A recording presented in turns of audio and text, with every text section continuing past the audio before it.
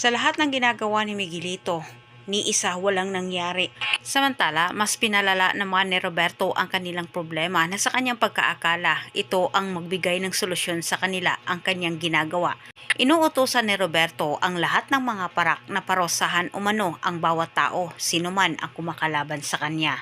At mahigpit na pinag-uutos din ni Roberto na walang makakaalam na galing sa kanya ang pag-uutos. Nalaman ni Roberto at Chucky kung nasaan itong si Miguelito nang dahil kay Sandy. Ang nagalit naman itong si Roberto dahil padalos-dalos umano ng galaong ginagawa itong si Miguelito.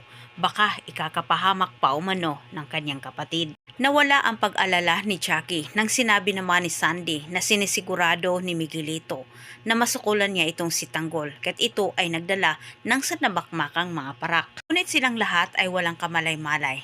Kahit iilan lang sila ni Tanggol at maraming parak na mga kasama si Miguelito. Nagulat na lang si Miguelito sa kabilang banda nang bigla namang bumaliktad ang mga kasama niyang parak. Dapat siya ang susundin ng mga parak at protektahan, pero hindi na ito nangyari.